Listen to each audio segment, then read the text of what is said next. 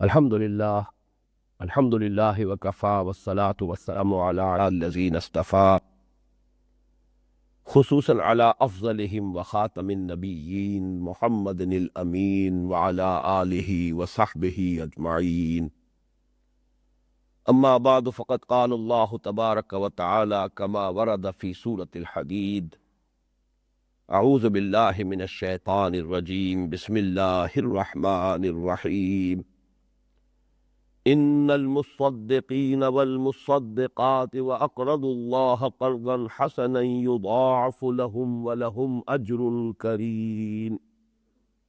والذین آمنوا باللہ ورسلہ اولئک هم الصدیقون والشہداء عند ربهم لهم اجرهم ونورهم. والذین کفروا وکذبوا بآیاتنا اولئک اصحاب الجحیم. اعلموا انما الحیاة الدنیا لعب ولہو وزینة وتفاخر بینکم وتکاثر فی الاموال والاولاد كمثل غيث أعجب الكفار نباته ثم يهيج فتراه مصفرا ثم يكون حطاما وفي الآخرة عذاب شديد ومغفرة من الله ورضوان وما الحياة الدنيا إلا متاع الغرور. سابقوا إلى مغفرة من ربكم وجنة عرضها كعرض السماء والأرض أعدت للذين آمنوا بالله ورسله ذلك فضل الله يؤتيه من يشاء والله ذو الفضل العظيم. صدق الله العظيم. رب اشرح لي صدري ويسر لي امري واحلل عقدة من لساني يفقهوا قولي. اللهم ربنا الهمنا رشدنا واعذنا من شرور انفسنا. اللهم ارنا الحق حقا وارزقنا اتباعه وارنا الباطل باطلا وارزقنا اجتنابه. اللهم وفقنا لما تحب وترضى. آمین یا رب العالمین. سورہ حدید کی آیات کو ہم نے جن مختلف حصوں میں تقسیم کیا ہے بغرض تفہیم، انہیں پھر ذہن میں تازہ کر لیجئے. پہلی 6 آیات یہ اللہ تعالیٰ کی ذات و صفات کے مباحث پر مشتمل ہے، حد درجہ جامعیت کے ساتھ اور بلند ترین علمی سطح پر. اس کے بعد کی 5 آیات میں اللہ کے جو 2 مطالبے ہیں بندہ مومن سے، انہیں 2 اصطلاحات کے حوالے سے بیان کر دیا گیا. ایمان لاؤ جیسے کہ ایمان کا حق ہے، اور جو کچھ ہم نے تمہیں دیا ہے اس میں سے ہمارے لیے لگا دو، کھپا دو، صرف کر دو. اور پھر یہ کہ اگر دونوں مطالبات کے ضمن میں کوئی ہچکچاہٹ ہے، کوئی کمی ہے، کوئی تقصیر ہے، تو ایک ایک آیت میں گرفت کی گئی، ملامت کے انداز میں، زجر کے انداز میں. ایک ایک آیت میں تشویق اور ترغیب اور حوصلہ افزائی کا انداز اختیار کیا گیا. اگلی 4 آیات میں نقشہ کھینچا گیا میدان حشر کے اس مرحلے کا کہ جس میں ایک چھلنی لگائی جانی ہے. جو دنیا میں مسلمان سمجھے جاتے ہیں ان کے مابین ایک تقسیم اور تفریق کہ کون واقعتاً صاحب ایمان ہے، چاہے ان کے پاس ایمان کم ہو چاہے زیادہ، گہرائی زیادہ ہو یا کم، انٹینسٹی زیادہ ہو یا کم. جن کے پاس بھی کچھ بھی ایمان ہے انہیں وہاں ایک نور عطا ہوگا، اور اس نور کی مدد سے وہ جو سخت ترین مرحلہ ہے جسے ہم اپنے عام زبان میں پل صراط کہتے ہیں، وہ اس کو عبور کر جائیں گے اور جنت میں داخل ہو جائیں گے. جبکہ جو منافق تھے، ایمان سے سرے سے خالی تھے، وہ لوگ وہ ہیں کہ جن کو اس کو کوئی نور چونکہ نہیں ملے گا، لہذا وہ ٹھوکریں کھاتے ہوئے وہیں رہ جائیں گے اور گر پڑیں گے. اس طریقے سے ایک تفریق اور تقسیم ہو جائے گی. اسی کے ذیل میں پھر جو مکالمہ ہے کہ پیچھے رہ جانے والے پھر پکار کر کہیں گے اہل جنت سے جو چلے گئے، کامیاب ہو گئے، الم نکم معکم.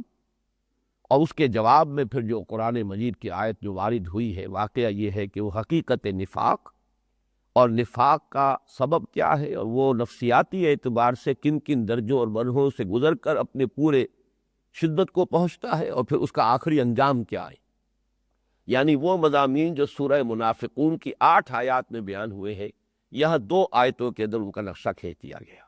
وَلَٰكِنَّكُمْ فَتَنْتُمْ أَنفُسَكُمْ وَتَرَبَّصْتُمْ وَارْتَبْتُمْ وَغَرَّتْكُمُ الْأَمَانِيُّ حَتَّىٰ جَاءَ أَمْرُ اللَّهِ وَغَرَّكُمْ بِاللَّهِ الْغَرُورُ فَالْيَوْمَ لَا يُؤْخَذُ مِنكُمْ فِدْيَةٌ وَلَا مِنَ الَّذِينَ كَفَرُوا۔ دنیا میں تم اہل ایمان کے ساتھ تھے، أَلَمْ نَكُن مَّعَكُمْ قَالُوا بَلَىٰ۔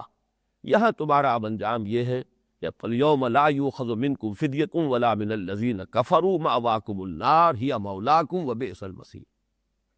اب اس کے بعد چوتھے حصے میں جس کو میں نے عرض کیا تھا سلوک قرآنی بیان ہوا ہے۔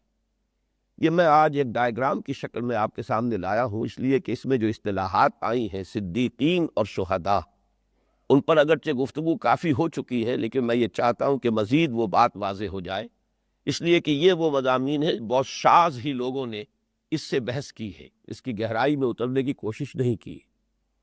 دیکھیے سلوک قرآنی سورہ حدید کی آیات 16 تا 19 کی روشنی میں، اب اس کو نیچے سے چلیے، آیت نمبر 16 اس کا حاصل کیا ہے؟ أَلَمْ يَعْنِ لِلَّذِينَ آمَنُوا أَن تَخْشَعَ قُلُوبُهُمْ لِذِكْرِ اللَّهِ وَمَا نَزَلَ مِنَ الْحَقِّ وَلَا يَكُونُوا كَالَّذِينَ أُوتُوا الْكِتَابَ مِنْ قَبْلُ فَطَالَ عَلَيْهِمُ الْأَمَدُ فَقَسَتْ قُلُوبُهُمْ وَكَثِيرٌ مِّنْهُمْ فَاسِقُونَ۔ نسلی، روایتی، غافل اور بے عمل مسلمانوں کو تنبیہ اور ملامت، بلکہ اس میں اضافہ کر لیجئے کہ خاص طور پر سابقہ امت کے انجام سے سبق حاصل کرنے کی ترغیب، یہ گویا کہ آیت نمبر 16 کا حاصل ہے۔ اگلی آیت ہے آیت نمبر 17، اصلاح حال اور آمادہ عمل ہونے کی ترغیب اور حوصلہ افزائی۔ اگر اپنے باطن میں جھانکو اور محسوس کرو کہ وہ حقیقت ایمان تو ہمیں حاصل نہیں، تو مایوس نہ ہو جاؤ۔ اعلموا ان اللہ یحیی الارض بعد موتها قد بینا لکم الآیات لعلکم تعقلون۔ اس میں حوصلہ افزائی بھی ہے، ترغیب بھی ہے، تشویق بھی ہے۔ کمر ہمت کسو، ارادہ کرو۔ اس کا جو نتیجہ ہے وہ اب تیسری لائن میں ہے۔ نتیجہ اصلاح حال کا ارادہ، اس کے بعد جو بریکٹ میں لفظ لکھا ہے مرید، اصل میں اس لفظ کو میں چاہتا ہوں اچھی طرح آپ پہچان لیں، ارادہ سے لفظ مرید بنا ہے۔ ارادہ یرید و ارادتاً باب افعال کا یہ مصدر ہے، اور مرید کہتے ہیں ارادہ کر لینے والے کو۔ گویا کہ ان دونوں آیات کا، آیت نمبر 16 آیت نمبر 17 کا جو حاصل ہے وہ یہ کہ ایک شخص کے اندر ارادہ اور عمل کا عزم مصمم پیدا ہو جائے۔ میں دعا کرتا ہوں کہ جو حضرات بھی اس درس میں شرکت فرما رہے ہیں ان کو اللہ تعالیٰ نے اس کیفیت تک پہنچا دیا ہو، اور وہ ایک عزم اور ارادہ عزم مصمم کہ جو بھی تقاضے ہیں پورا کریں گے، جو مطالبات ہیں دین کے ادا کریں گے، اس کے لیے ارادہ جو ہے انسان مصمم کر لے۔ تو اصلاح کا ارادہ اور العمل کا عزم مصمم۔ اب اس سے اوپر آئیے، آیت نمبر 18، ان المصدقین والمصدقات واقرضوا اللہ قرضا حسنا یضاعف لهم ولهم اجر کریم۔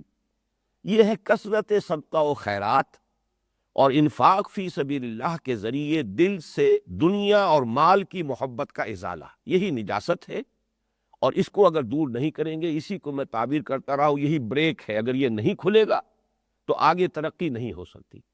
جو لوگ اس پر کاربند ہو جائیں، اب ان کے لیے لفظ لکھا صالحین۔ یہ صالحین وہ لفظ ہے کہ جو سورہ نساء کی آیت میں گویا کہ بیس لائن کا کام دیتا ہے۔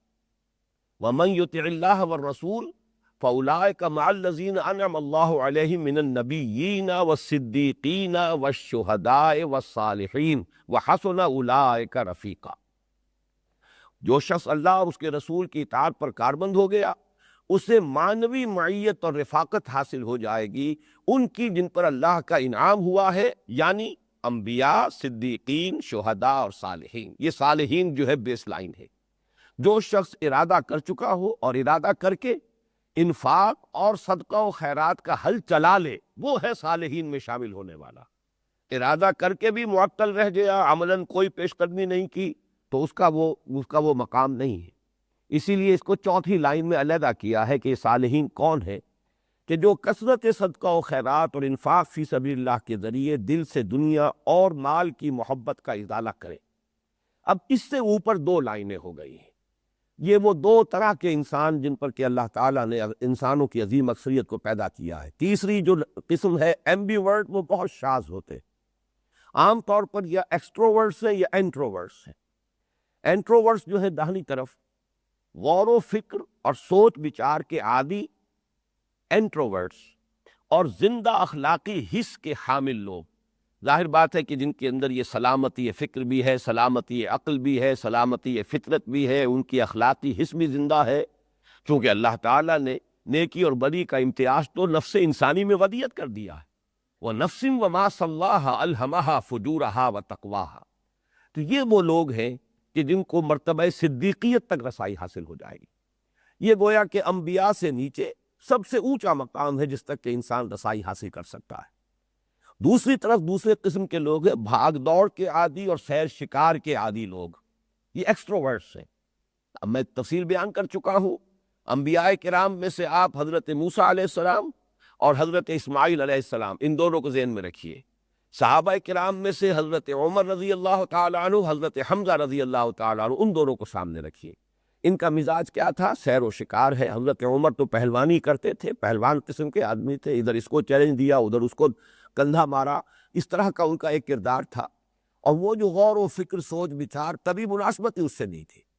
اسی وجہ سے جو آبائی جو حمیتیں تھیں اور آبائی عصبیتیں تھیں وہ بڑی گہری تھیں، اسی لیے مسلمانوں سے دشمنی تھی، حضور سے بھی سخت ناراضگی تھی، یہاں تک کہ آخری فیصلہ یہی کر لیا کہ اب تو میں چراغ نبوت گل کر کے ہی گھر واپس آؤں گا۔ حضرت حمزہ حالانکہ قریب ترین ہے حضور سے قرابت میں، نہایت محبت بھی کرتے ہیں، عزیز رکھتے ہیں، محبت ہی کے جوش مارنے کی وجہ سے تو ایمان لائے ہیں، لیکن 6 برس بیت گئے، انہیں تو اپنے سیر شکار سے فرصت ہی نہیں ہے، ادھر توجہ ہی نہیں ہے۔ تو یہ ہے ایکسٹروورٹس کی مثالیں۔ ادھر جو انٹروورٹس کی مثالیں میں نے آپ سے عرض کیا قرآن مجید میں، چونکہ حضرت ابراہیم علیہ السلام کا معاملہ آیا، غور و فکر سوچ بچار، کذالک نری ابراہیم ملکوت السماوات والارض، آسمان اور زمین پر غور و فکر ہو رہا ہے، سوچ بچار ہے، اور پھر سلیم الفطرت ہیں۔ تو وہ اور اسی طریقے سے دوسری جو مثال سب سے نمایاں دی گئی ہے قرآن مجید میں وہ حضرت ادریس کی ہے۔ اور ظاہر بات ہے کہ صحابہ کرام میں سے صدیق اکبر حضرت ابوبکر رضی اللہ تعالی عنہ اور حضرت عثمان رضی اللہ تعالی عنہ، اور خواتین میں حضرت خدیجہ کبریٰ رضی اللہ تعالی عنہ، یہ وہ لوگ ہیں کہ جو صدیقیت کے مزاج کے حامل ہیں۔ تو یا تو پھر یہ ہے کہ صالحین کے بعد جو ارتقاء ہوگا، جو سلوک ہوگا، جو آگے انسان بڑھے گا، جو ترقی ہوگی، تو یہ افتاد طبع کے اعتبار سے یہ 2 لائنیں علیحدہ ہو جائیں گی۔ یہ نسبت واضح ہو گئی اس آیت کی کہ ان المصدقین والمصدقات واقرضوا اللہ قرضا حسنا یضاعف لهم ولهم اجر کریم۔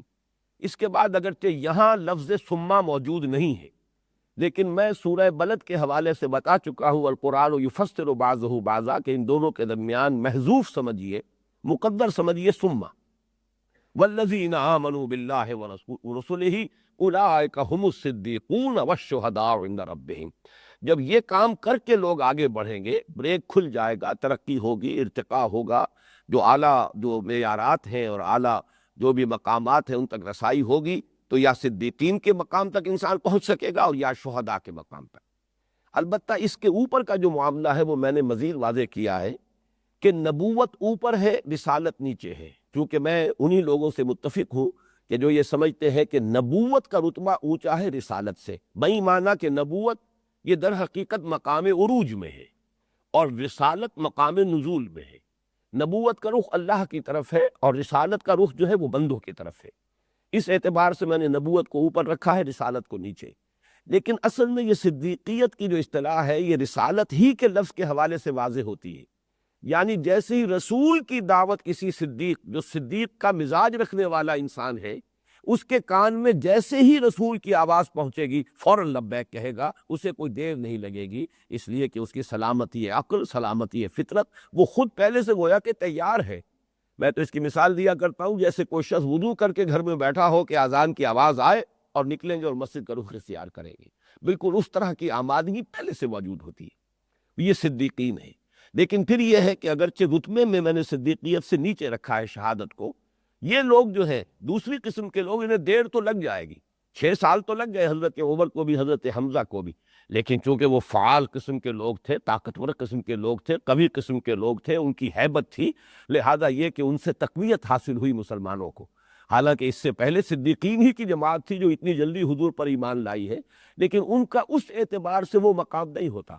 یہ لوگ پھر آگے نکل جاتے ہیں اپنی فعالیت کی وجہ سے، ان کے اپنی شخصیت کا جو بھی خاص ایک مزاج ہے اس کے اعتبار سے وہ چونکہ قوی ہوتے ہیں، لہذا حضرت عمر حضرت حمزہ کے ایمان لانے کے بعد پھر یہ ہوا ہے کہ پھر مسلمان جا کر دھڑلے کے ساتھ اور کھلم کھلا پھر حرم میں نمازیں پڑھنے لگے۔ اور حضرت عمر ہی کی شان یہ ہے کہ جب ہجرت کے لیے وہ روانہ ہو رہے تھے تو باقی تمام صحابہ چھپ کر نکلے کہ کسی کو خبر نہ ہو جائے، خامخواہ کوئی مزاحم ہوگا، کوئی روکے گا، کسی اور طرح کی مشکل پیش آ جائے گی۔ حضرت عمر نے حرم میں آ کے 2 رکعت نماز پڑھی سب کے سامنے، اور اعلان کیا کہ میں ہجرت کر رہا ہوں، میں جا رہا ہوں، اور جس کسی کا ارادہ ہو کہ اس کی ماں اسے روئے وہ آ جائے اور میرا مقابلہ کر لے اور میرا راستہ روک لے۔ یہ شان ہے حضرت عمر کی رضی اللہ تعالیٰ۔ یہ الفاظ کہہ کے دھڑلے کے ساتھ ڈنکے کی چوٹ ہجرت کے لیے روانہ ہوئے۔ تو یہ لوگ پھر ظاہر بات ہے کہ جو رسالت کا اصل منصب ہے، یعنی دین کی جد و جہد، دین کو قائم کرنے کی سعی، اس میں یہ لوگ پھر نمایاں ہو جاتے ہیں، یہ آگے نکلتے ہیں۔ پھر حضرت حمزہ کا جو مقام ہے غزوہ بدر میں جو ظاہر ہو رہا ہے، پھر جو ان کی شان ہے حضرت عمر فاروق کی رضی اللہ تعالی عنہ، تو وہ زیادہ نمایاں ہو جائیں گے۔ حضرت ابوبکر کے بارے میں آپ کو سننے میں نہیں آئے گا کہ کسی کے ساتھ اس طرح کا مقابلہ ہوا ہو دو بدو، اگرچہ وہ بات تو آتی ہے کہ بیٹے نے جب کہا، عبد الرحمن نے، جو ابھی تک ایمان نہیں لائے تھے بعد میں ایمان لائے ہیں، کہ ابا جان آپ میری زد میں آ گئے تھے غزوہ بدر میں، لیکن یہ کہ میں نے آپ کی رعایت کی ہے۔ تو باپ نے جواب دیا حضرت ابوبکر نے رضی اللہ تعالیٰ عنہ، بیٹے یہ اس لیے کہ تم باقی کے لیے جنگ کر رہے تھے، خدا کی قسم اگر کہیں میری زد میں تم آ گئے ہوتے تو میں کبھی نہ چھوڑتا۔ لیکن یہ کہ وہ معاملہ جیسے حضور صلی اللہ علیہ وسلم کے ساتھ یہ مسئلہ کہ آپ نے دو بدو کسی کے ساتھ مقابلہ کیا، یہ اپنی اپنی جگہ پر ایک مزاج ہے، لیکن یہ کہ مقام اور مرتبہ جو حضور کا ہے اس کے ساتھ بالکل ملحق مرتبہ جو اور مقام جو حضرت ابوبکر صدیق کا ہے۔ تو اوپر سے جب ہم چلتے ہیں تو اولئک مع الذین انعم اللہ علیہم من النبیین والصدیقین والشہداء والصالحین۔ اب یہ آیت جو ہے پوری طریقے سے آپ کے سامنے واضح ہو گئی۔ البتہ اس میں 2 باتیں ابھی اور سمجھ لیجئے۔ ایک تو وہ جو میں نے یہ جو ڈاٹڈ لائنز کے ساتھ نسبت ظاہر کی ہے، یہ ہے وہ صدیق النبی یا رسول النبی۔ ظاہر بات ہے کہ اللہ تعالیٰ جب بھی اپنے بندوں کا انتخاب فرماتا تھا نبوت کے لیے، اس لیے کہ یہی لفظ قرآن مجید میں آیا ہے، ان اللہ اصطفیٰ آدم و نوحا وآل ابراہیم وآل عمران علی العالمین۔ اللہ نے پسند فرما لیا، آدم کو پسند فرمایا، نوح کو پسند فرمایا، آل ابراہیم کو، آل عمران کو، تو جس کو بھی وہ پسند کرتا ہے رسالت اور نبوت کے لیے۔ اللہ یصطفی من الملائکۃ رسلا ومن الناس، تو ظاہر بات ہے انسانوں ہی میں سے لینے ہیں، اور انسانوں میں اس نے عام طور پر یہ 2 مزاج بنائے ہیں، یا وہ مزاج ہوگا کہ جس کی مناسبت صدیقیت کے ساتھ ہے، یا وہ مزاج ہوگا جس کی مناسبت جو ہے وہ شہادت کے ساتھ ہے۔ تو حضرت ابراہیم علیہ الصلاۃ والسلام، حضرت ادریس علیہ الصلاۃ والسلام، ان دونوں کے بارے میں قرآن نے سورہ مریم میں الفاظ استعمال کیے، انہ کان صدیقا نبیا، اور یہ نسبت میں نبوت کی طرف قائم کر رہا ہوں، رسالت کی طرف نہیں۔ رسالت کے اعتبار سے تو دعوت کے قبول کرنے میں صدیقین اور شہداء میں یہ فرق ہوگا، داعی کی حیثیت سے تو رسول سامنے آئے گا، تو داعی کا معاملہ جو ہے رسالت کے ساتھ متعلق ہے، اور رسول کی دعوت کے رد عمل کے اعتبار سے فرق یہ ہوگا کہ صدیق کو قبول کرنے میں دیر لگے ہی کہ نہیں، وہ تو جیسے کہ پہلے ہی سے منتظر تھے، جبکہ شہداء کو وقت لگے گا، دیر لگے گی، اس لیے کہ ان کی توجہ ہی ادھر نہیں۔ لیکن یہ کہ نبوت کے ساتھ نسبت کیا ہے کہ اللہ تعالیٰ نے چنا ہے جن انسانوں کو شرف نبوت کے لیے، تو ظاہر بات ہے وہ یا پھر اس صدیقی مزاج والے لوگ تھے، اور یا وہ جو شہیدی مزاج ہے اس کے لوگ تھے، تو دوسروں کو کہا گیا رسول النبی، بس چونکہ یہ رسالت کی نسبت زیادہ ہے شہادت کے ساتھ، اس لیے وہاں پر وہ لفظ رسول النبی آ گیا۔ اس لیے یہ ڈاٹڈ لائن میں نے پہنچائی ہے رسول النبی والی رسالت تک، اور پھر رسالت سے وہ ڈاٹ جو ہے آگے جا رہا ہے نبوت تک، گویا کہ اس مرتبے سے ہو کر یہ مرتبہ نبوت پر فائز ہوئے ہیں، جبکہ صدیقین جو ہے وہ گویا کہ براہ راست آ گئے۔ ایک بات اور سمجھ لیجئے، پھر یہ گفتگو میں کلوز کرتا ہوں، اور وہ یہ کہ اوپر والا درجہ جو ہے جس کا بھی ہے، نیچے والے تمام اوصاف اس میں بتمام و کمال لازماً موجود۔ یہ بات اچھی طرح سمجھ لیجئے، صدیق کا اپنا مزاج تو وہ ہے جو میں بیان کر چکا ہوں، لیکن عزم، ارادہ، اس کے اعتبار سے اس کے اندر پوری شخصیت جو ہے شہداء والی وہ بھی پوری موجود ہے۔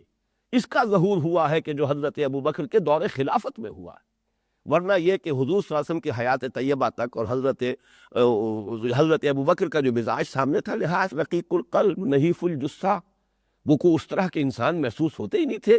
لیکن یہ کہ جیسا کہ آپ نے دیکھا کہ اس کے بعد جب ذمہ داری کا بوجھ آیا ہے ابوبکر صدیق کے کندھوں پر، تو حالانکہ نہایت کرٹیکل حالات تھے، اس لیے کہ ایک مرتبہ تو دارالاسلام جو ہے وہ در حقیقت 2 شہروں تک محدود ہو کر رہ گیا تھا، اتنی بڑی بغاوت تھی، ظہر الفساد فی البر والبحر کی کیفیت یہ تھی۔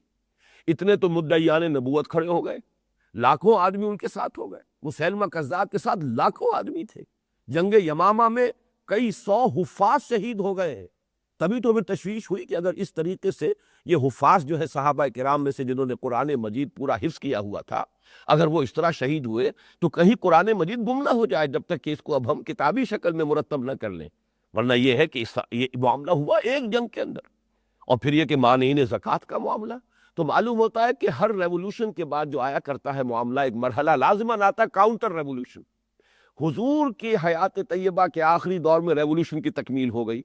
ریولوشن کی تکمیل کے مرحلے پر جو قوت ہوتی ہیں، مخالف قوتیں، جب وہ دیکھتی ہیں کہ اب ہم بے بس ہو چکے ہیں، اب ہمارے بس میں کچھ نہیں ہے، تو پھر وہ دبک جایا کرتے ہیں، منتظر رہتے ہیں کہ پھر کوئی موقع آئے گا تو پھر ہم کو اقدام کریں گے۔ چنانچہ باطل قوتیں اس وقت دبک گئی۔ اس کے بعد جیسے ہی حضور کا انتقال ہوا، اب ظاہر بات ہے کہ اس وقت مسلمانوں کا مورال جو ہے وہ کچھ نہ کچھ کم ہو گیا ہے، صدمے سے غم سے نڈھال ہے۔ اب آپ نے دیکھا کہ ایک دم مانعین زکوٰۃ بھی آ گئے، اور ادھر سے جو ہے مدعیان نبوت کھڑے ہو گئے، اور دارالاسلام تو یوں سمجھیے اسلامی ریاست مکے اور مدینے تک محدود ہو کر رہ گئی تقریباً۔ یہ سارا ریکلیم کیا ہے حضرت ابو بکر صدیق رضی اللہ تعالیٰ عنہ، اور جس آئرن ول کے ساتھ کیا ہے، جس یوں سمجھیے کوہ ہمالیہ جیسے عظیمت کے ساتھ کیا ہے، کہ حضرت عمر بھی مشورہ دے رہے ہیں کہ مصلحت کو ذرا پیش نظر رکھیے، آپ یہ جو پے بپے محاذ کھولتے چلے جا رہے ہیں، آپ نے جیش اسامہ کو بھی نہیں روکا۔ لوگوں نے کہا بھی کہ اب ظاہر بات ہے کہ یہ معاملہ ہو چکا ہے، حضور کا انتقال ہو گیا ہے، اب یہ لشکر نہ بھیجا جائے۔ فرمایا نہیں، جس لشکر کی تیاری محمد الرسول اللہ نے کی ہو اور میں اس کو روک دوں، جیش جائے گا۔ جیش اسامہ روانہ کر دیا گیا۔ دوسری طرف یہ کہ اب جو مدعیان نبوت ہو گئے، ان کا تو ارتداد بالکل واضح تھا، علم نشرہ تھا، لہذا مرتدین کے خلاف تو جنگ کرنی ہی کرنی تھی، اس میں تو کسی مشاورت کی ضرورت ہی نہیں تھی، اس لہذا اس کا تو ہاتھ کھول دیا گیا۔ مسئلہ جب آیا ہے مانعین زکوٰۃ کا، کہ انہوں نے نہ تو کوئی نئی نبوت کا اقرار کیا ہے، نہ پھر نماز کا بھی انکار نہیں کر رہے، اور زکوٰۃ کا بھی یہ نہیں کہہ رہے کہ ہم زکوٰۃ کو نہیں مانتے یا نہیں دیں گے، صرف یہ کہہ رہے ہیں کہ مرکزی حکومت کو نہیں دیں گے، ہم اپنے طور پر یہ زکوٰۃ تقسیم کریں گے جس طرح چاہیں گے۔ تو حضرت ابو بکر نے اس وقت بھی کہا، حضرت عمر کو بھی ڈانٹ پلائی ہے کہ عمر تم دور جاہلیت میں تو بہت سخت تھے، اسلام میں آ کے نرم ہو گئے۔ اے خدا کی قسم، یہ کہ اگر یہ حضور کے زمانے میں زکوٰۃ کے اونٹوں کے ساتھ ان کو باندھنے والی رسیاں بھی اگر دیتے تھے، اب اگر یہ کہیں گے کہ رسیاں ہم نہیں دیں گے، اونٹ لے جاؤ، تب بھی میں جنگ کروں گا۔ ایبدل الدین وانا حی، کیا دین کے اندر ترمیم ہو جائے گی جبکہ میں ابھی زندہ ہوں؟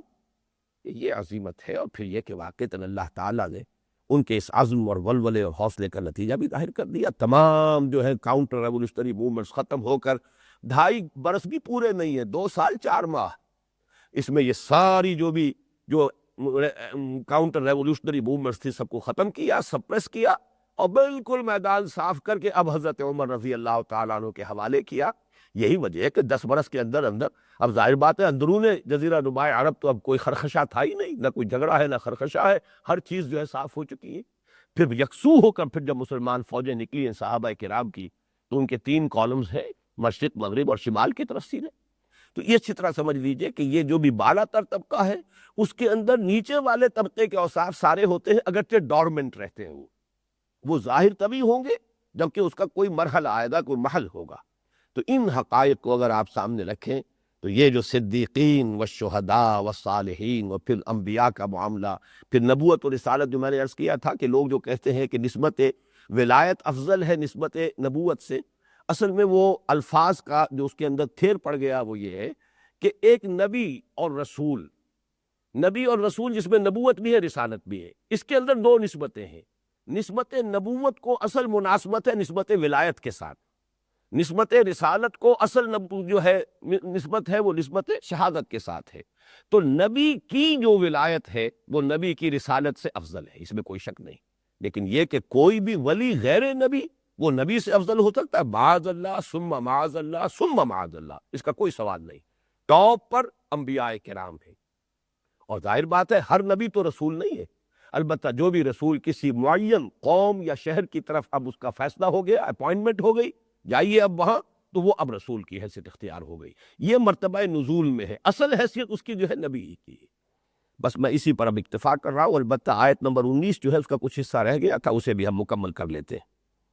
فرمایا والذین آمنوا باللہ ورسولہ اولئک هم الصدیقون والشہداء عند ربہم. اب دیکھیے یہ عند ربہم یہاں بہت کلیئر ہو کر آ گیا، شہداء کے لفظ کے ساتھ ہے. ویسے تو یہ بھی ہو سکتا ہے، عندہ کے دو ترجمے ہو سکتے ہیں، اللہ کے نزدیک یا یہ کہ اللہ کے پاس. اللہ کے نزدیک سے مراد یہ ہوتا ہے کہ میرے نزدیک یوں ہے، میرے نزدیک اس کا مقام یہ ہے، اس کا مقام یہ ہے. تو یہ وہ لوگ ہوں گے کہ جو اللہ کے نزدیک مراتب صدیقیت اور مراتب شہادت پر فائز ہوں گے. تو گویا کہ یہاں پہ اللہ کا نزدیک جو ہے عند ربہم، یہ دونوں کے اوپر اپلیکیبل ہے. لیکن میرے نزدیک دوسری بات زیادہ صحیح ہے کہ شہداء عند ربہم، گواہی اصل میں اللہ کے ہاں جا کر دینی ہے. اس لیے کہ گواہی کا تعلق، جیسا کہ میں تفصیل سے واضح کر چکا ہوں، دنیا میں جب کوئی اللہ کا بندہ دعوت دیتا ہے اور دعوت اس حد تک پہنچا دیتا ہے کہ اتمام حجت ہو جائے، تو اب وہی ہوگا کہ جو اللہ کی عدالت میں پروزیکیوشن وٹنس کی حیثیت سے کھڑے ہوگا اور سب سے پہلے وہ ٹیسٹیفائی کرے گا، پروردگار تیرا پیغام جو میرے پاس آیا تھا میں نے ان تک پہنچا دیا تھا. شہداء عند ربہم، وہ عدالت خداوندی میں، عدالت اخروی میں، اللہ کے ہاں محاسبہ اخروی کے وقت وہ ہوں گے سرکاری گواہ، وہ ہوں گے اللہ کی طرف سے حجت قائم کرنے والے. جو ہمارے ہاں کی عدالتی اصطلاح میں آپ کہتے ہیں پروزیکیوشن کے وکلاء بھی ہوتے ہیں، پروزیکیوشن انسپیکٹرز ہوتے ہیں، پروزیکیوشن وٹنسز ہوتے ہیں. اس لیے کہ سب سے پہلے تو عدالت میں کسی بھی ملزم کے اوپر، جس کو ملزم کہنا چاہیے، ملزم کے معنی ہوں گے الزام دینے والا، وہ ہے پروزیکیوٹر. اور اصل میں ملزم ہے عربی گرامر کے اعتبار سے، جس پر الزام لگایا جا رہا ہو تو وہ ملزم ہے. اس لیے کہ باب افعال میں یہ جو مکرم مسلم، یہ در حقیقت یہ ہے اس میں فاعل، اور مسلم مکرم یہ ہے جو کہ اس میں مفعول ہے. تو ملزم تو وہ ہے کہ جو الزام عائد کر رہا ہے، چارج شیٹ پڑھ کر سنا رہا ہے، وہ جو پروسیکیوٹ کر رہا ہے وہ ملزم ہے اصل عربی گرامر کے اعتبار سے. جس پر الزام لگایا گیا وہ ملزم ہے. تو ملزم جب بھی پیش ہوتا ہے عدالت میں تو پہلے اس پر چارج شیٹ ہوگی. وہ جو بھی کوئی عدالت کا ہے، حکومت کا فرد ہے. اس لیے کہ مقدمہ جو ہے اسی طرح ہوتا ہے کہ یہ جو بھی کرمنل کیسز ہوتے ہیں وہ تو اسٹیٹ کی طرف سے ہوتے ہیں، اسٹیٹ ورسس فلاں، اس لیے کہ یہ ریاست کے قانون کو اس نے توڑا ہے. تو اس حوالے سے اللہ کے ہاں پروزیکیوٹرز اور پروزیکیوشن وٹنسز کی حیثیت سے یہ شہداء ہوں گے، یہ انبیاء اور رسول کھڑے ہوں گے وہاں پر یہ شہادت دینے کے لیے. تو وَالشُّهَدَاءُ عِندَ رَبِّهِمْ، ظاہر بات ہے کہ صدیق جو ہے کیسے ممکن ہے کہ وہ دعوت نہیں دے گا؟ صدیق تو بلندتر رتبہ ہے. اس اعتبار سے جیسا کہ ہمیں معلوم ہے تاریخی حقیقت سے کہ حضرت ابو بکر ہی کی دعوت پر پھر 6 عشرہ مبشرہ میں سے ایمان لائے. تو جیسا کہ میں نے عرض کیا، اوپر والے میں نیچے والے اوصاف سارے موجود ہوتے ہیں. تو اس اعتبار سے یہ آیت جو ہے بہت کھل کر ایک ایک لفظ اس کا جو ہے جیسے کہ اجاگر ہو کر، کہ کوئی لفظ بھی یہاں ایسے ہی نہیں آ گیا برائے بیت برائے وزن، کوئی شے نہیں ہے. ہر شے نہایت معنی خیز ہے، ہر شے جو ہے یہاں پر اپنی جگہ پر ہیرے کی طرح جڑی ہوئی ہے. ہر حرف جو ہے وہ وہاں پر اس کے حسن معنوی کے اندر اضافہ کر رہا ہے. تو فرمایا اولئک هم الصدیقون والشہداء عند ربہم لہم اجرہم ونورہم. ایک بات آخری اور کہہ دوں، پھر ذہن سے نکل گئی تھی پھر آ گئی ہے. وہ یہ ہے کہ یہ خیال نہ ہو کہ اگرچہ میں کہہ رہا ہوں کہ حضرت عثمان رضی اللہ تعالیٰ عنہ صدیقین میں سے ہیں اور حضرت عمر فاروق شہداء میں سے ہیں، لیکن جب ہم رتبہ شمار کرتے ہیں تو ابو بکر کے بعد پھر عمر پھر عثمان ہے رضی اللہ تعالیٰ عنہ مجمعین. تو یہ ایک اشکال ہو سکتا ہے دلوں میں پیدا ہو جائے، تو اس کو بھی سمجھ لیجیے. اور بہت سادہ سا جواب ہے اس کا، اور وہ یہ ہے کہ اپنی جگہ پر تو صدیقیت جو ہے یہ بلند تر مقام ہے مرتبہ شہادت سے، لیکن اب کوانٹٹی کا مسئلہ اور ہے. جیسے کہ ہم جانتے ہیں کہ سونا زیادہ قیمتی دھات ہے چاندی کی نسبت، لیکن سونا جو ہے فرض کیجئے کہ چند تولے ہے اور چاندی جو ہے منو رکھی ہوئی ہے، تو ظاہر بات ہے کہ وہ منو چاندی جو ہے قیمت کے اعتبار سے بڑھ جائے گی اس چند تولے سونے سے. اگرچہ اپنی جگہ پر یہی کہا جائے گا کہ سونا افضل ہے چاندی سے، سونا زیادہ قیمتی دھات ہے چاندی کے مقابلے میں. اور یہ میں جو اصطلاح لایا ہوں یا میں تمثیل جو بیان کر رہا ہوں یہ بھی اس حدیث پر مبنی ہے کہ حضور نے خود فرمایا ہے کہ الناس کالمعادن، انسانوں کا معاملہ بھی معدنیات کی طرح ہے. جیسے معدنیات کوئی زیادہ قیمتی ہوتی ہے کوئی کم قیمتی ہوتی ہے، لوہا بھی ہے، سونا بھی ہے، چاندی بھی ہے، تانبا بھی ہے. الناس کالمعادن خیارہم فی الجاہلیت خیارہم فی الاسلام. تو جو لوگ جاہلیت میں یعنی اسلام سے قبل بہتر تھے وہی پھر اسلام لا کر بھی بہتر ہوئے. جیسے کہ یوں سمجھیے کہ سونا جب بھی زمین سے آپ نکالتے ہیں تو اور جو ہے اس کی وہ بالکل پیور تو نہیں ہے، اس میں کوئی امپیورٹیز ملی ہوئی ہے، پھر صاف کریں گے وہ سونا ہو جائے گا. اسی طریقے سے چاندی کی اور ہے، وہ اس کے اندر بھی امپیورٹیز ہے، صاف کریں گے وہ چاندی بنے گی. یہ نہیں ہو سکتا کہ چاندی کی اور کو صاف کریں تو سونا بن جائے، یہ بہرحال ممکن نہیں ہے. وہ تو اور جو ہے وہ چاندی کی ہے تو اس سے چاندی ہی وجود میں آئے گی. صاف کر لیں گے، جتنا صاف کر لیں چاندی آپ کو بہت پیور چاندی مل جائے گی. اسی طرح سونے کی ہے، سونے کو صاف کریں گے تو وہ بہت عمدہ آپ کو زر خالص مل جائے گا. لیکن یہ کہ کوانٹٹی کا پہلو جب آ جائے گا تو اس کے اندر ظاہر بات ہے کہ وہ بڑھ سکتا ہے معاملہ کہ یہ شہادت کا مرتبہ، یہ اپنی جگہ پر مزاجن وہ شہید تھے، لیکن پھر اس کے اندر جو مقام انہوں نے حاصل کیا ہے وہ جو کوانٹیٹیو ایلیمنٹ ہے اس کے اعتبار سے ان کا رتبہ جو ہے بحیثیت مجموعی صحابہ کی جماعت کے اندر پھر ابو بکر کی افضل ہونے میں کوئی شک نہیں.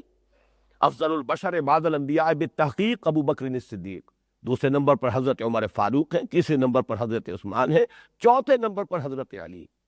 اگرچہ جہاں تک مزاج کا تعلق ہے حضرت علی رضی اللہ تعالیٰ عنہ مزاج میں حضور کے مزاج سے قریب ترین ہے. بیلنس جس کو میں نے کہا تھا کہ جو ایمبیورس ہوتے ہیں، شاذ ہوتے ہیں، یہی وجہ حضرت علی میں آپ دیکھیے ایک طرف ادب ہے، فصاحت ہے، بلاغت ہے، شاعر ہیں چوٹی کے، ساری گرامر کے جو اصول ہیں، عربی زبان کی گرامر معین کی ہے حضرت علی نے رضی اللہ تعالیٰ عنہ. ان کے خطبات دیکھیے، ان کے یہ جو نہج البلاغہ میں اگرچہ ہم سمجھتے ہیں کہ بہت سی چیزیں اس میں جھوٹی بھی شامل کر دی گئی ہیں، لیکن کون انکار کر سکتا ہے حضرت عمر رضی اللہ تعالیٰ عنہ کی فصاحت اور بلاغت اور علم میں ان کا درجہ فقہائے صحابہ میں جو چوٹی کے فقہائے صحابہ ہیں ان میں وہ ہیں. دوسری طرف مرد میدان ہیں، حضرت علی جو ہے وہ تلوار کے دھنی ہے. عمرو بن عبد ود جو ہے جو غزوہ احزاب میں آیا ہے، جس نے جب چیلنج تھرو کیا ہے تو وہاں کسی کو ہمت نہیں ہو رہی تھی سامنے جانے کی، اس لیے کہ کہا یہ جاتا تھا کہ یہ 100 آدمیوں کے برابر جو ہے قوت رکھنے والا شخص ہے. حالانکہ بہت بوڑھا تھا، لیکن یہ کہ اتنا جڑی اور اتنا قوی الہیکل شخص تھا کہ اس کا مقابلہ کرنے کے بھی حضرت علی میدان میں آئے اور وہ ہنسا ہے.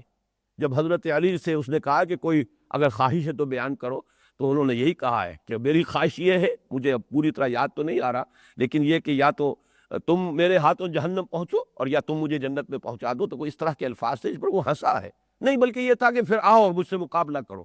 تو وہ ہنسا ہے کہ میں نے آج تک اپنی پوری زندگی میں کسی شخص کو نہیں دیکھا جو مجھے مقابلے کی دعوت دے رہا. بہرحال حضرت علی رضی اللہ تعالیٰ عنہ پھر جیسے کہ آپ کو معلوم فاتح خیبر ہیں، حضور صلی اللہ علیہ وسلم نے جو اس روز اعلان کیا تھا کہ کسی کے ہاتھوں بھی وہ قلعہ فتح نہیں ہو رہا تھا، پھر حضرت علی کے ہاتھوں فتح ہوا ہے. تو یہ جو کمبینیشن ہے، ایک طرف مرد میدان ہونے کی، شجاعت کی، بہادری کی، دوسری طرف یہ کہ ادیب ہے، فصاحت و بلاغت، ادبیت، اور اسی طریقے سے شعر، اس کے اندر بھی وہ سمجھیے کہ چوٹی کے آدمی ہے صحابہ کرام میں. تو یہ جامعیت کمرہ جو ہے صحابہ کرام میں میرے نزدیک وہ حضرت علی کو حاصل، اس میں کوئی شک نہیں. لیکن جب ہم آپ صحابہ کے اندر جب کریں گے صف بندی اور درجہ بندی، تو جیسا کہ میں نے اس سے پہلے عرض کیا تھا ایک موقع پر، حضرت علی تو ہے ہی صف دوم کے آدمی. اس کو بات جو ہے میں اچھی طرح چاہتا ہوں کہ واضح کر دوں کیوں ہے صف دوم کے آدمی. ایک ہوتے ہیں کسی شخص کے ہم عمر قسم کے لوگ، اس کے ساتھی، جس کو کہا جائے یہ اس کے ساتھی. حضرت علی رضی اللہ تعالیٰ عنہ تو گویا کہ حضور کی گود میں پلے ہیں، جیسے بچے ہوتے ہیں اپنے گھر کے بچے. اب ظاہر بات ہے کہ ایک کسی شخص کے جو بھی کسی بڑے مشن کو لے کر اٹھا ہو، ایک اس کے ساتھی ہے، اس کے جو برابر کے ہے، اس کی عمر کے حوالے سے بھی، تو ان کو ہم کہتے ہیں کہ وہ ان کے اعوان و انصار ہیں. لیکن حضرت علی گھر کا ایک چھوٹا جیسے ہوتا ہے، اپنے گھر میں پلا ہے، بڑھا ہے. یہ بھی اپنی جگہ پر واضح ہے کہ تربیت محمدی صلی اللہ علیہ وسلم کا شاہکار یقیناً حضرت علی ہے. اس لیے کہ جس قدر صحبت اور جتنی بھی حضور کی تربیت اور تعلیم سے جتنا حصہ حاصل کرنے کا موقع حضرت علی کو ملا ہے، ظاہر بات ہے کسی اور کے لیے امکان ہی نہیں. جو گھر ہی میں رہ رہا ہے، وہیں پلا بڑھا ہے، حضور کی گود میں کھیلتا رہا ہو، حضور کے اپنے ہاتھوں جو ہے جس کی پرورش ہوئی ہو، اس کا مقام اور ہوگا. لیکن وہ جو ساتھی تھے حضور کے، جو دست و بازو تھے، جو اعوان و انصار تھے، جو آپ کے ہم عمر تھے، آس پاس تھے، ان کی صف ہی علیحدہ ہے. اس اعتبار سے جو ان کے درمیان کو تقابل کرنے کی کوشش کرتے ہیں میرے نزدیک، جس کو ہم کہتے ہیں قیاس مع الفارق، بنیادی فرق ہے چیزوں میں، وہاں ہونا چاہیے کہیں جو بھی موازنہ کیا جائے یا مقابلہ کیا جائے جہاں نوعیت ایک ہو. نوعیت ہی مختلف ہو تو اس میں موازنہ کیا ہوگا. تو حضرت علی رضی اللہ تعالیٰ البتہ جیسا کہ میں نے آپ سے کہا مزاج کے اعتبار سے ایمبی ورڈ جیسے حضور ہے صلی اللہ علیہ وسلم، میرے نزدیک تو کامل ایمبی ورڈ، کہ ایک طرف قوائے ذہنی و فکری بھی انتہا پر ہے اور دوسری طرف قرائے عملی جو ہے وہ بھی انتہا پر ہے۔ ان دونوں کا امتزاج بتمام و کمال اگر ہوا ہے تو وہ محمد عربی صلی اللہ علیہ وسلم۔ بلکہ مجھے یاد آ گیا ہے اسی کے ہم وزن بات کہی ہے ڈاکٹر مائیکل ہارٹ نے۔ ڈاکٹر مائیکل ہارٹ نے جو وہ کتاب لکھی، اب دیکھیے ایک شخص نے جب بھی لکھنے کا فیصلہ کیا ہوگا تو کیا فیصلہ کیا کہ میں نسل انسانی، تاریخ انسانی کے پہلے تو 100 عظیم ترین آدمیوں کا انتخاب کروں گا جنہوں نے تاریخ کے دھارے کا رخ موڑا ہو، اس کے رخ کو معین کرنے میں مؤثر انسان۔ پھر میں ان میں درجہ بندی کروں گا کہ ان 100 میں سب سے اونچا کون ہے، سب سے زیادہ جس نے کہ تاریخ کے دھارے کے اوپر اثر ڈالا ہے، اس کے رخ کو موڑا ہے فیصلہ کن انداز میں، وہ کون، پھر نمبر 2 کون، نمبر 3 کون، اور پھر حضور کو لا رہا ہے نمبر 1 پر۔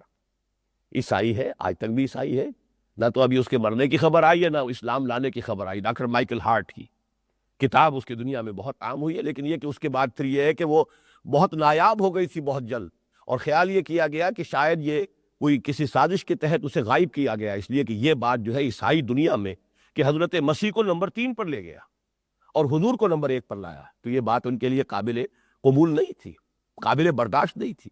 بہرحال اس کی دلیل جو اس نے دی ہے کہ اس نے کہا ہے کہ naturally I O an explanation, مجھے اس کی وجہ بیان کرنی پڑے گی، نمبر 1 پہ کیوں لا رہا ہوں۔ This is because he is the only person, میں اسی معنی میں کہہ رہا ہوں the only completely ambivalent person پوری تاریخ انسانی کے، وہ محمد الرسول اللہ ہے۔ He is the only person supremely successful at both the secular and religious planes, یعنی انسانی زندگی کے یہ 2 علیحدہ علیحدہ میدان ہیں، ایک ہے مذہب کا، اخلاق کا، روحانیت کا، اور ایک ہے تمدن کا، تہذیب کا، سیاست کا، معاشرت کا۔ یہ دونوں میدانوں میں سپریملی سکسیسفل انسان ایک ہی، اور وہ محمد ہے صلی اللہ علیہ وسلم۔ وہی بات میں کہہ رہا ہوں کہ یہ جو ایمبیورس اور جو ایکسٹروورس اور انٹروورس کے درمیان ایک ایسی جامع شخصیت، وہ ٹاپ پر جو ہے وہ نبی اکرم صلی اللہ علیہ وسلم ہے، اور صحابہ کرام میں پھر اس اعتبار سے حضرت علی رضی اللہ تعالیٰ عنہ کا مزاج آپ سے بہت قریب ہے۔ آگے چلیے اس آیت کو مکمل کریں ہم۔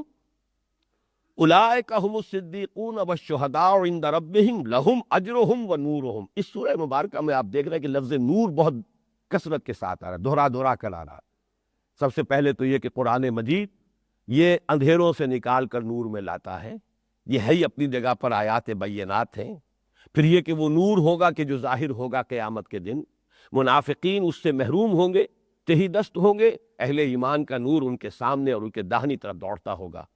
اس کی بھی میرے علم میں نہیں ہے کہ کوئی شخص توجیہ کر سکا ہو، بڑے بڑے چکروں میں رہے ہیں کہ یہ داہنی طرف کیوں کہا ہے، لیکن یہ کہ میرے نزدیک تو سادہ ترین اس کی بات ہے کہ یہ جو دل کا نور ہوگا وہ سامنے کی طرف اس کی ریفلیکشن ہوگی، اور اعمال صالحہ کا قاسم داہنا ہاتھ ہے، لہذا داہنا ہاتھ دیتا بھی ہے، انسان کسی کو کچھ دیتا ہے داہنے ہاتھ سے دیتا ہے، سارے ہم اچھے کام جو ہے داہنے ہاتھ سے کرتے ہیں، تو اعمال کا نور وہ داہنی طرف اور جو ایمان کا نور ہے وہ سامنے کی طرف، تو وہاں بھی نور کا تذکرہ آیا۔ یہاں پھر اب آپ دیکھ رہے ہیں لہم اجرہم ونورہم، ان کے لیے اب لہم یہاں پر لام جو ہے یہ لام تملیک بھی ہے، لام استحقاق بھی ہے، بلکہ یوں سمجھیے کہ میں نے ترجمہ کیا تھا تو لفظ محفوظ کا اضافہ کیا تھا، ان کے لیے ان کا اجر اور ان کا نور محفوظ ہے، ان کے لیے اللہ تعالیٰ کے ہاں اجر بھی ہے عظیم، اور ان کے لیے ان کا نور ہے جو محفوظ ہے۔ لہم اجرہم ونورہم والذین کفروا وکذبوا بآیاتنا، اور وہ لوگ کہ جو کفر کریں اور تکذیب کریں ہماری آیات کی۔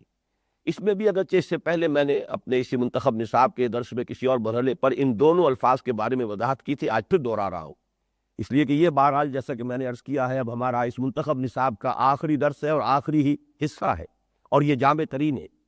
تو یہ جو الفاظ آتے ہیں یہ بھی صرف ایسے نہیں آتے کہ جیسے ہم اضافہ کر دیتے ہیں گورا چٹا، اور اس طرح سے الفاظ جو ہے صرف اضافے کے لیے زور دینے کے لیے، ان کی معنویت ہے۔ کفر سے مراد کیا ہے؟ دبا دینا، چھپا دینا۔ لفظ کفر کا حقیقی مفہوم لغوی اعتبار سے ہے چھپا دینا، اسی لیے کفارہ کہتے ہیں۔ آپ سے کوئی گناہ ہو گیا، کوئی غلطی ہو گئی، اب اس کا کفارہ ہوگا کہ جو اس کے اثر کو ضائع کر دے گا، کفارہ ادا کر دیں گے، وہ گویا کہ آپ کے نامہ اعمال سے یا حذف کر دیا جائے گا، دھو دیا جائے گا، چھپا دیا جائے گا۔ تو کفر کے لفظ کو اچھی طرح سمجھ لیجیے۔ اور شکر کے مقابلے میں یہ کیوں آتا ہے کہ سلیم الفطرت انسان جب بھی کبھی اس کے ساتھ کوئی شخص احسان کرتا ہے، حسن سلوک کرتا ہے، اس کی کوئی خدمت کرتا ہے، اسے کوئی قیمتی شے دیتا ہے، تو ایک جذبات تشکر جو ہے، احسان مندی کے جذبات اس کے قلب کی گہرائیوں میں ابھرتے ہیں اور وہ زبان پر آ کے پھر شکریہ کی شکل اختیار کرتے ہیں۔ لیکن ایک بدطینت انسان اسے دباتا ہے، ناشکرا انسان بجائے اس کے کہ وہ محسن اور منعم کا شکر ادا کرے، وہ گویا کہ اس کو اور دباتا ہے۔ یہی معاملہ ایمان اور کفر کا ہے، اس لیے کہ ایمان تو در حقیقت اس روح ربانی کے اندر موجود ہے جو ہمارے اندر پھونکی گئی ہے، نفخت فیہ من روحی، وہ در حقیقت یہ نور فطرت جو میں نے عرض کیا تھا، نور علی نور، جو ہمارے جو دوسرا حصہ ہے ہمارے منتخب نصاب کا، جس میں کہ مباحث ایمانی آئے ہیں، نور علی نور، نور فطرت اور نور وحی دونوں کے جمع ہونے سے نور ایمان وجود میں آتا ہے۔ تو جیسے ہی نبی کی دعوت سامنے آتی ہے، ہر انسان جس کی فطرت بالکل مسخ نہ ہو چکی ہو، ایسے بھی ہوتے ہیں پرورٹڈ لوگ، فطرت مسخ ہو چکی، اس کی فطرت کے سوتے خشک ہو چکے، لیکن جس کے اندر ذرا سی بھی وہ فطرت کی سلامتی باقی ہے، اس کے اندر سے اس کی تصدیق ابھرتی ہے کہ ہاں بات ٹھیک ہے، یہ صحیح بات ہے۔ دیکھنا تقریر کی لذت کے جو اس نے کہا، میں نے یہ جانا کہ گویا یہی میرے دل میں تھا، لیکن فرض کیجئے کوئی تعصب ہے، کوئی عصبیت ہے، کوئی ضد ہے، کوئی تکبر ہے، کوئی حسد ہے، جیسے کہ قرآن مجید نے کہا کہ آخر جو یہود کے جو علماء تھے انہوں نے کیوں انکار کیا حضور کا؟ اس لیے کہ حسدم من عند انفسہم، یہ اپنے اندر کے حسد کی وجہ سے یہ سب کچھ کر رہے ہیں، ورنہ یہ ہے کہ یعرفونہ کما یعرفون ابناہ، ایسے پہچانتے ہیں محمد کو صلی اللہ علیہ وسلم جیسے اپنے بیٹوں کو پہچانتے ہیں۔ پہچان لیا، دل نے گواہی دے دی، لیکن یہ کہ انکار کر رہے ہیں۔ تو در حقیقت یہ دو مرحلے ہیں، اپنے اندر کی تصدیق کو دبانا بجائے اس کے کہ اسے ظاہر ہونے دیں، اور پھر زبان سے تکذیب کرنا، جھٹلانا۔ یہ گویا کہ دو فینومینا ہے کہ جو ان دونوں کو ملا کر بات مکمل ہوتی ہے۔ باطن میں سے ابھرنے والی تصدیق کو دبا دینا یہ ہے والذین کفروا، اور پھر تکذیب کرنا، جھٹلانا کہ آپ جو کچھ کہہ رہے ہیں غلط کہہ رہے ہیں، یہ تکذیب ہے، اور یہ گویا سی یوں سمجھیے کہ یہ جرم بالائے جرم ہے۔ یہ تو ابو ظلمات بعضها فوق بعض ہے۔ تو والذین کفروا وکذبوا بآیاتنا، وہ لوگ کہ جو ہمارے جو کفر کرتے ہیں، اندر کی حقیقتوں کو، اپنے باطن، اپنی روح کی گواہیوں کو، شہادتوں کو دباتے ہیں اور چھپاتے ہیں، اور ہماری آیات جب پڑھ کر سنائی جاتی ہیں تو ان کی تکذیب کرتے ہیں، انہیں جھٹلاتے ہیں۔ فرمایا اولئک اصحاب الجحیم، پھر یہ تو جہنمی ہے، یہ جہنم والے ہیں، جہنم میں داخل ہو کر رہیں گے۔ یہاں اب یہ جو چوتھا حصہ تھا اس منتخب نصاب کے چھٹے حصے کا، جو یہ اول و آخر درس ہے سورہ حدید، اس کی آیات کو جو ہم نے تقسیم کیا تھا، تو یہ چوتھا حصہ یہاں ختم ہو رہا ہے، اور ہماری ایک نشست اس پر مزید صرف ہو گئی ہے۔ لیکن میں چاہتا تھا کہ یہ جو مضامین ہے، صدیقیت اور شہداء کا مرتبہ و منصب کیا ہے، اس آیت مبارکہ کے اندر جو بہت سے اشکالات پیدا ہو گئے، جن کا کہ حل جو ہے تلاش کرنا، مفسرین کو جب آپ دیکھیں گے مختلف، تو آپ دیکھیں گے کہ کس طرح سے وہ مختلف بحثوں کے اندر الجھ کر رہ گئے ہیں، صرف دو چیزوں کی وجہ سے۔ ایک تو یہ کہ یہ آیت نمبر 18-19 کے درمیان لنک جو ہے لفظی طور پر موجود نہیں ہے، ثم کا ہوتا تو بات بالکل واضح ہو جاتی۔ دوسرے یہ کہ لفظ شہید کا ایک ہی تصور ذہن میں بیٹھا ہوا ہے، اور وہ یہ ہے کہ جو بھی اللہ کی راہ میں جو قتل ہو جائے وہ شہید ہے۔ حالانکہ میں وضاحت سے عرض کر چکا ہوں کہ اس معنی میں قرآن مجید میں یہ بھی کہہ سکتا ہوں کہ یہ لفظ آیا ہی نہیں، لیکن یہ کہ ایک مقام صرف ہے سورہ آل عمران کا جہاں وہ معنی لیے جا سکتے ہیں، وہاں پر بھی دوسرا مفہوم بھی گویا کہ مراد ہو سکتا ہے، لیکن مقتول فی سبیل اللہ بھی مراد لیا جا سکتا ہے۔ البتہ حدیث میں یہ لفظ اس معنی میں آیا ہے، لیکن یہ کہ کچھ چیزیں ایسی ہو گئی ہیں ہمارے ہاں کہ ان کا غلبہ اس طرح کا ہو جاتا ہے کہ جو اس کی اصل حقیقت ہے وہ اس کے پیچھے محجوب ہو جاتی ہے، وہ پردے میں آ جاتی ہے، اس کی طرف توجہ نہیں ہوتی۔ بارک اللہ لی ولکم فی القرآن العظیم ونفعنی وإیاکم بالآیات والذکر الحکیم۔